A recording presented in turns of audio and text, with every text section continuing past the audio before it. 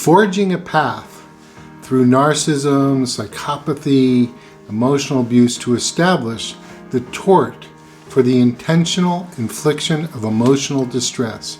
Jump on the journey on the other side.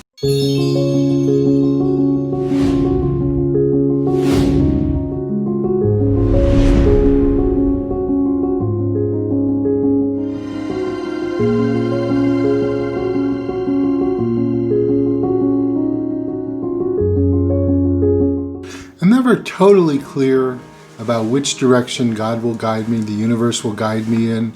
What I know, I don't know everything, but I know there's 29 years of groundwork, fertile fields, having planted fields behind me. And recently I had occasion to present to a superior court about this tort for the intentional infliction of emotional distress. And it seems to me that one of the paths that could be emerging is creating this part of a law for society. And let me tell you a little bit about that. Because, as you may know, I've done a lot of work, research, understanding of emotional abuse, the effects of extreme narcissism, psychopathy, on human beings, those who've been bullied, those who've experienced this perverse kind of abuse where your kind of situations are turned upside down and it's like emotional pins and needles, psychological daggers stuck into people. And it's really, I think it's an area of the law and society that is going to be emerging as something that we all have to know about. And I've studied it in some ways for 29 years. I first raised notions of emotional abuse from an extended familial situation, probably in 2006. And I first stumbled upon a judge in Scranton illuminated for me the tort for the intentional infliction of emotional distress in 2009. And since that time, I've took a long train from first Boston, then this narrow train from Philly to Harrisburg, to the Pennsylvania Superior Court, eventually to the Pennsylvania Supreme Court. I've even gotten as far as the United States Supreme Court. And let me tell you a challenge. You say, well, have you won yet? No. But, I saw my presentation recently as a victory. It was the first time I could really stand in front of a judge and set forth the notions of emotional and psychological abuse. And because a key point is, a lot of people just don't know what it is. And it's really it's not just like winning an argument, it's also about creating understanding around issues. Again, I would say that those who've experienced extreme narcissistic abuse, psychopathic abuse, emotional abuse and extreme of any kind, know how devastating, how catastrophic to your core and heart it can be. And yet, systems, legal systems, society as a whole do not know the effect. It really affects our political thinking, society as a whole. People do not know the devastating effects of emotional abuse. So recently, I just got this notion of me really forging the way with this law, this tort, the intentional infliction of emotional distress. I know that's a lot to say, and you say, well, what is that about? But when you stop and think about it, intentionally inflicting, there are people. What's not known in the culture as of yet is that there are people who main priority in some ways is to inflict harm on others.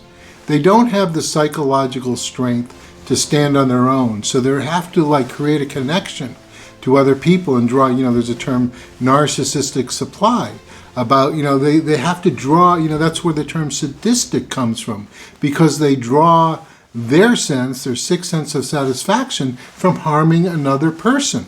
And this is more prevalent in society than people know.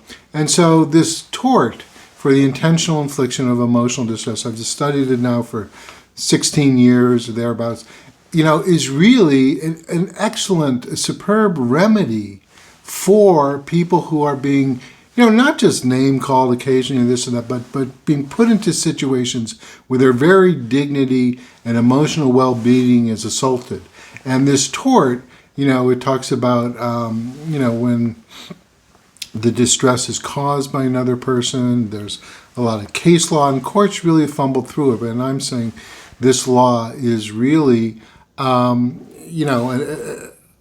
poignant response to emotional abuse, and people don't know that. So I'm this one guy on this journey to bring it forward. And as I say, when I say forge, one of my grandfathers, both in the Scranton area, landed in a town called Old Forge. Dave Portnoy was even there not long, and that was some time back, because Old Forge is also known as the pizza capital of the world. They make a Sicilian type of square pizza. There's some great pizzas there. There used to be a white pizza. Anyway, but I bring up Old Forge because I'm really for it. I had a grandfather who arrived penniless and made a nice estate, in Scranton and Old Forge related, and I'm forging a way forward with this tort for the intentional infliction of emotional distress. And as I say, I'm not certain what path totally God or the universe has for me, but one of them could be the forging forth of this tort and the establishment of the tort for the intentional infliction of emotional distress to combat extreme narcissism, psychopathy, and emotional abuse in general. You can learn more at my website, theworldsgenius.com. You can also sign up for training or coaching. If you're dealing with a challenging situation, bullying of any kind, we even have a quick start $199 coaching where you can get on the right path and find your strength, because that's what it comes from. It comes from your own. It challenges opportunity, and the attacks on you can become a huge opportunity to find a better and stronger you out of the process, and I can help you do that.